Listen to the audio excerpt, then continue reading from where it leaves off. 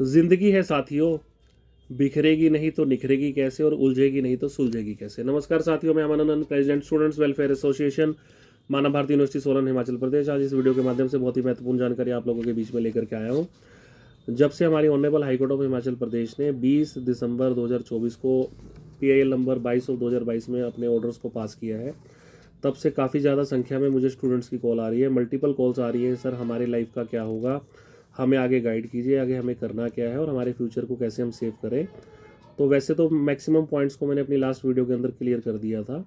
इस वीडियो के माध्यम से थोड़ा और डिटेल में मैं आप लोगों को क्लियर कर देता हूँ। देखिए, बार बार मैं आप लोगों को बता रहा हूँ कि इस ऑर्डर में स्टूडेंट्स की फेवर ही की गई है। स्टूडेंट्स के अगेंस्ट ऐसा भी कोई ऑर्डर पास नहीं करा गया कि जिससे स्टूडेंट की लाइफ डिस्ट्रॉय हो या स्टूडेंट्स को कहीं कि पैनिक होने की कोई ज़रूरत है। देखिए, सिंपली इस ऑर्डर के अंदर बोला गया है हमारी ऑनरेबल हाईकोर्ट के द्वारा पॉइंट नंबर 9 में, honourable high court of Himachal Pradesh ने पॉइंट नंबर 9 में ये मेंशन करवाया है कि हमने 28 तारीख को जो हमारी हियरिंग हुई थी उसमें हमने सभी पटिशनर्स को एक्सेस दिया था, जिस एक्सेस के कारण वो लोग 30 तारीख को 10 बजे यूनिवर्सिटी में गए थे और उनको उनकी ग्रीन शीट और डिस्क्लोज लिस्ट के एक्सेस प्रोवाइड करवाए गए थे। उसके बाद पॉइंट नंबर 10 में आते हैं, जिसके अंदर यूनिवर्सिटी एंड पे एक स्टेटस रिपोर्ट फाइल करेगी टेबुलेटेड फॉर्म के अंदर। जो कोर्ट को लगा कि ये डिस्प्यूटेड है, क्योंकि कई बच्चों का ग्रीन शीट में नाम था तो डिस्क्लोजर में नहीं था, और कई बच्चों का नाम डिस्क्लोजर लिस्ट में नहीं था तो ग्रीन शीट में था, तो वो जो थोड़ा डिस्प्यूटेड फॉर्म में था तो उसमें कोर्ट ने अपनी टिप्पणी करी, हमारी honourable high court of Himachal Pradesh ने, that this court in its jurisdiction is not in a position to determine such disputed questions. कि अगर ग्रीन शीट में नाम है तो डिस्क्लोजर लिस्ट में नाम क्यों नहीं है, डिस्क्लोजर लिस्ट में नाम है तो ग्रीन शीट में नाम क्यों नहीं है। अगर आसान भाषा में कहें कि अगर ग्रीन शीट में नाम नहीं है तो उसका रीज़न क्या है, ये क्लैरिकल मिस्टेक है या यूनिवर्सिटी की नेग्लिजेंसी है या वो उसका ग्रीन शीट मिसिंग है, या डिस्क्लोजर लिस्ट में नाम नहीं है तो वो क्लैरिकल मिस्टेक है, या वो भेजा ही नहीं गया, या उस बैच की डिस्क्लोजर लिस्ट अवेलेबल है भी या नहीं, या उन सेशंस की ग्रीन शीट SIT ने सीज की भी है कि नहीं की है। अदर साइड ये कहते हैं कि 2015 में हमारा रिकॉर्ड जल गया, तो उनसे पहले वालों का रिकॉर्ड इनके पास अवेलेबल है भी है कि नहीं।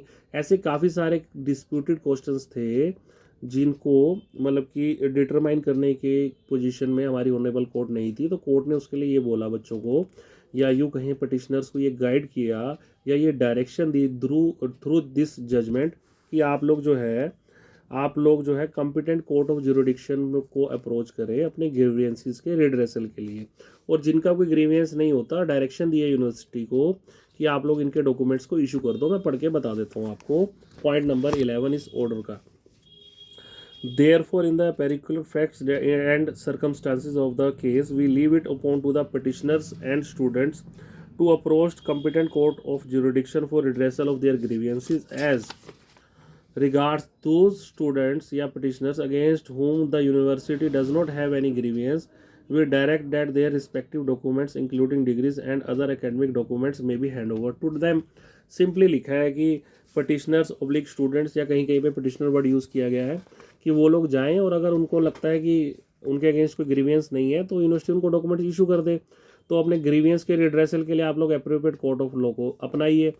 मेरे हिसाब से आप लोग सोलन में जो है सिविल सूट को अपने फाइल कीजिए, कोई हमारी यूनिवर्सिटी की जुरिडिक्शन सोलन बनती है, वहाँ पे सिंपली अपनी जेन्युइननेस को प्रूव कीजिए और आफ्टर प्रूविंग द जेन्युइननेस आपको डॉक्यूमेंट्स इशू हो जाएंगे। देखो, मैं बार बार आप लोगों को बता रहा हूँ, मुझे बच्चे कह रहे हैं कि सर हमारे पास DMC डिग्रीज तो है पर कोई पेमेंट रिसिप्ट नहीं है। कोई कहता है कि सर हमारे पास तो डिग्री नहीं है, सिर्फ DMCs हैं। देखो, मैं इस वीडियो के माध्यम से बता रहा हूँ, only a single DMC, only a single marksheet more than sufficient है आपकी जेन्युइननेस को प्रूव करने के लिए, क्योंकि उसके ऊपर आपका एडमिशन नंबर, रजिस्ट्रेशन नंबर, आपका name, father name, each and everything is available. ठीक है, एक single document can also prove your genuineness in the court of law. एक छोटा सा डॉक्यूमेंट भी आपकी जेन्युइननेस को प्रूव कर सकता है, तो इस बात से घबराने की जरूरत नहीं है। मुझे कई बच्चे कह रहे हैं सर DMC डिग्री तो है पर कोई हमारे पास पेमेंट रिसिप्ट नहीं है, कोई कह रहा है DMC है तो डिग्री नहीं है, कोई कह रहा है मेरे पास एडमिट कार्ड नहीं है। देखो, ये सारे के सारे ऑप्शंस हैं कि बच्चों के पास ये हो सकता है या होगा, या आपके पास ये अवेल है तो इसके थ्रू आप कोर्ट जा सकते हो। किसी पे आई कार्ड है वो कोर्ट जा सकता है, किसी पे एडमिट कार्ड की फोटो है वो कोर्ट जा सकता है, किसी पे DMC है वो कोर्ट जा सकता है, किसी पे पेमेंट रिसिप्ट है वो कोर्ट जा सकता है, किसी के पास कोई एंट्री है इवन वो भी कोर्ट में जा सकता है। आपने जाके अपना एडमिशन नंबर, रोल नंबर दिखा के अपनी जेन्युइननेस ही तो प्रूव करनी है। जेन्युइननेस कैसे प्रूव करो, जो आपके पास रिकॉर्ड है उसको ओरिजिनल रिकॉर्ड से seen and place on record करके एग्जीबिशन हम बोलते हैं, एग्जिबिट करवाना, तो एग्जिबिट ही तो करवाना है। ठीक है, original seen and place on record, exhibit 1, exhibit 2, exhibit 3, exhibit करवा के आप लोगों का सारा रिकॉर्ड वहाँ पे एग्जिबिट हो गया। वो कोर्ट आपको डिसीजन दे देगी कि ठीक है जी, अकॉर्डिंग टू ये डॉक्यूमेंट्स आप लोग जेन्युइन हो। अगर ऐसी जजमेंट आपकी फेवर में आती है, आपका कोई ग्रीवियंस रहेगा नहीं, ग्रीवियंस नहीं रहेगा तो आप डायरेक्शन यूनिवर्सिटी को दे दिए कि इनको डॉक्यूमेंट दे दो। और इस कोर्ट के ऑर्डर में देखो, सबसे मेन बात, हमारी ऑनरेबल हाई कोर्ट ने स्टूडेंट के अगेंस्ट कुछ भी नहीं लिखा। देखो, जैसा कमेटी ने बोला था कि देखो जी, अकॉर्डिंग टू अस ये 2500 के आसपास जो बच्चे हमारे हिसाब से जेन्युइन लिस्ट में है या अप्रूव लिस्ट में है, और बाकी जो है rest of the students are in the disputed list, किसी का ग्रीन लिस्ट में नाम नहीं, किसी का डिस्क्लोज लिस्ट में नाम नहीं है, ठीक है। तो कोर्ट ने अपने ऑर्डर में कहीं ये भी नहीं लिखा कि अगर एक कॉम्पिटेंट कोर्ट ऑफ जुरिडिक्शन में जाएंगे तो competent court of jurisdiction according two parameters इनकी जेन्युइननेस को डिसाइड करेगी। सबसे मेन पॉइंट कि जिस भी कोर्ट ऑफ लॉ में अगर आप लोग जाते हो अपनी जेन्युइननेस प्रूव करने के लिए, तो ऐसी कोई डायरेक्शन नहीं दी कि वो court of law in parameters के हिसाब से आपकी जेन्युइननेस को मानेगी, ठीक है ना। तो एक तरीके से मेरे हिसाब से ये पैरामीटर्स तो आपके ऊपर रिलाई नहीं करते। आप कोर्ट में जाओ, अपनी जेन्युइननेस को प्रूव करो, किसी भी वे में कोई भी डॉक्यूमेंट में अपने जेन्युइननेस को प्रूव करो और अपने डॉक्यूमेंट ले लो। तो ये चीज़ आपकी फेवर में, पहली बात। दूसरी बात, आपकी पिटीशन को रिजेक्ट नहीं किया गया, आपकी पिटीशन को डिसमिस नहीं किया गया। विद फेवरेबल डायरेक्शंस आपको बोला गया कि कंपिटेंट कोर्ट में जाइए या कंपिटेंट अथॉरिटी पे जाके या ऑर्डर के accordingly competent court of jurisdiction में जाके आप लोग अपने जो है ग्रीवियंसेस के रिड्रेसल के लिए अप्रोच कीजिए, अपनी जेन्युइननेस को प्रूव कीजिए। तो इसमें घबराने वाली या पैनिक होने वाली कोई भी बात नहीं है किसी भी स्टूडेंट के लिए। सिंपली आप लोगों को करना है क्या, देखो, वेट एंड वॉच वाली स्थिति हो चुकी है ख़त्म। आप लोग अपने घर से निकलिए, सिविल सूट्स को फाइल कीजिए, जितने भी आपके पास सब्सटेंशियल एविडेंसेस अवेलेबल हैं उनको एक फाइल में ले जा करके आप लोग उसमें सिविल सूट को फाइल कीजिए, और आफ्टर प्रूविंग द जेन्युइननेस अपने डॉक्यूमेंट्स को इशू करवा लीजिए। सिंपल सी बात है। अब वो कंडीशंस खत्म होगी। देखो, पहले क्या हो रहा था, कमेटी कह रही थी ये तो कोर्स ही प्रूव नहीं है, ये ग्रीन शीट में नाम नहीं है, ये डिस्क्लोजर लिस्ट में नाम नहीं है, ये सीटी एक्सेस है, ये एग्जामिनेशन रिकॉर्ड अवेलेबल नहीं है। वो पैरामीटर ही ऐसे बना दिए थे जिसको कोई फुलफिल ही नहीं कर पा रहा था। ध्यान देने की बात यह है कि मैंने अपने सोर्सेज से पता लगवाया है कि 2500 के राउंड जो इन्होंने बच्चे अप्रूव लिस्ट में डाले थे, उसमें अप्रोक्सीमेटली, मैं अप्रोक्सीमेट वैल्यूज़ बता रहा हूँ आपको, कि लगभग 15 से 20% बच्चे, मतलब 400-500 बच्चे तो अपना कोर्स ही ड्रॉप कर गए, जिन्होंने अपना कोर्स ही कंप्लीट नहीं किया, या जैसे कि कहें कि एडमिशन ले ली, वो क्लासेस नहीं लगाई उन्होंने, या कोर्स कंप्लीट नहीं करा, पेपर देने नहीं आया, या 2020 के रेट के बाद वो लोग अपना कोर्स ही ड्रॉप कर गए। 400-500 बच्चे ऐसे हो गए, 20% बच्चे ऐसे हो गए 400-500 के आसपास, जिनकी प्रीवियस क्वालिफिकेशन जो है वो वेरीफाई नहीं हुई। जैसे किसी ने एलएलबी की, बीए प्लस एलएलबी की, अब उसका बीए का तो रिकॉर्ड अवेलेबल नहीं है, एलएलबी अप्रूव लिस्ट में डाल दी उन्होंने भी, ठीक है, एलएलबी इसने की है, तो जब तक उसकी बीए नहीं क्लियर होगी तो उसको एलएलबी की डिग्री भी कैसे देंगे। तो ऐसे स्टूडेंट हो गए 20%, मतलब 400-500, जिनकी प्रीवियस क्वालिफिकेशन का कोई रिकॉर्ड अवेलेबल नहीं था। तो 1000 बच्चे तो यही निकल गए, ठीक है। उसके बाद 1500 में से अप्रोक्सीमेटली 50-60% स्टूडेंट ऐसे रहे 700-800 के आसपास, जिनका या तो रिजल्ट मिसिंग है किसी भी सेमेस्टर का, या उनके नेम्स की करेक्शन है, या उनका जो है टोटल मिसमैच है, या लास्ट में उनका जो ग्रैंड टोटल बनता है वो टोटल नहीं लगा रखे।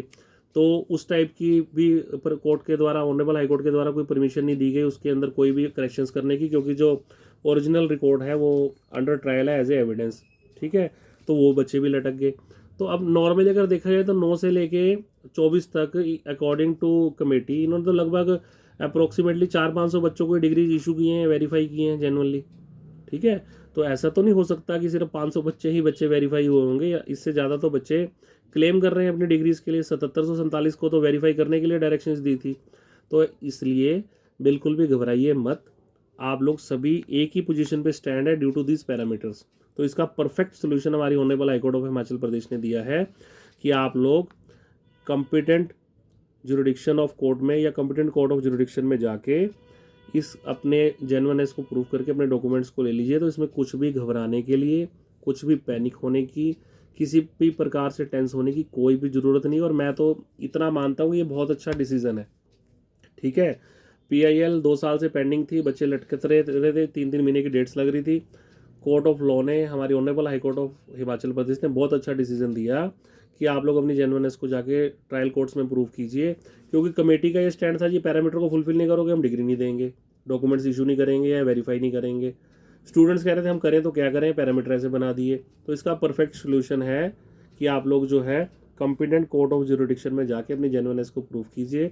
अपने ग्रीवियंस के रिड्रेसल्स के लिए आप लोग जाइए, और अपनी जेन्युइननेस प्रूव होने के बाद अपने डॉक्यूमेंट्स को आप लोग ले लीजिए। क्योंकि मेरे हिसाब से, या जो मैंने कोर्ट के ऑर्डर को स्टडी किया है, या कोर्ट के ऑर्डर के अकॉर्डिंग ऐसी कोई भी डायरेक्शन जो कॉम्पिटेंट कोर्ट ऑफ जुरिडिक्शंस को नहीं दी गई है कि अकॉर्डिंग टू पैरामीटर्स ही आपने इनकी जेन्युइननेस को प्रूव करना है या प्रूव करना पड़ेगा स्टूडेंट्स को। तो सिंपली आप लोग किसी भी तरीके से अगर आप पे कोई भी डॉक्यूमेंट आपकी जेन्युइननेस प्रूव करने के लिए वो सफिशिएंट है। इवन अ सिंगल डीएमसी, एक मार्कशीट भी आपकी जेन्युइननेस प्रूव करने के लिए काफ़ी है। उसमें आपकी सारी की सारी डिटेल्स अवेलेबल होंगी, तो बिल्कुल भी पैनिक होने की आप लोगों को ज़रूरत नहीं है। हमारे पास मैक्सिमम टू मैक्सिमम स्टूडेंट्स का रिकॉर्ड अवेलेबल है, maximum to maximum status reports, each and every जो मीटिंग्स हुई थी उनकी आरटीए की कॉपीज़ जो मैक्सिमम टू मैक्सिमम हमारे पास हैं। सारा का सारा रिकॉर्ड आरटीए की फॉर्म्स में, गजट्स 17-20 के सब जो एलएलबी बैचेस के, अदर भी गजट्स और अदर रिकॉर्ड्स भी हमारे पास, या जो इन्होंने डिग्रीज अवार्ड की लिस्ट मंगवाई थी रेगुलेटरी कमीशन ने 2020 में, मतलब काफ़ी सारा मटेरियल हमारे पास ऐसा अवेलेबल है जिससे स्टूडेंट्स को as soon as possible civil court में अपने केसेस को प्रूव करने में, या यूँ कहीं तो जेन्युइननेस प्रूव करने में हेल्प मिलेगी। तो किसी भी टाइप के केसेस फाइल करने के लिए या वेरिफिकेशन के लिए आप लोग मुझे 929 कॉल कर सकते हैं। मैं अपना नंबर डिस्क्रिप्शन में आपको प्रोवाइड करवा दूंगा। तो मेरा आप लोगों से फिर से निवेदन है कि अपने घर से निकलिए, अपने सिविल सूट्स को फाइल कीजिए। पहले भी मैं बार बार आप लोगों को बोलता रहा कि अपनी पिटिशंस को फाइल कीजिए। देखिए 28 तारीख को पिटिशनर्स को एक्सेस मिला था, उस एक्सेस को खाली एक्सेस मत समझिए, वो पिटिशनर्स आपसे एक स्टेप आगे है। उनको जिनको एक्सेस मिला था ना, उनको ग्रीन शीट में नाम था तो ग्रीन शीट की सर्टिफाइड कॉपी, और अगर डिस्क्लोजर लिस्ट में नाम था तो डिस्क्लोजर लिस्ट की सर्टिफाइड कॉपीज़ प्रोवाइड करवा दी गई हैं। वो तो खाली उन कॉपीज़ को भी लेके चले जाएंगे ना ट्रायल कोर्ट के अंदर कि देखो जी एसआईटी के प्रोवाइडेड रिकॉर्ड के मुताबिक हमें यूनिवर्सिटी ने डॉक्यूमेंट प्रोवाइड कराया, इसी से उनकी जेन्युइननेस प्रूव हो जाएगी।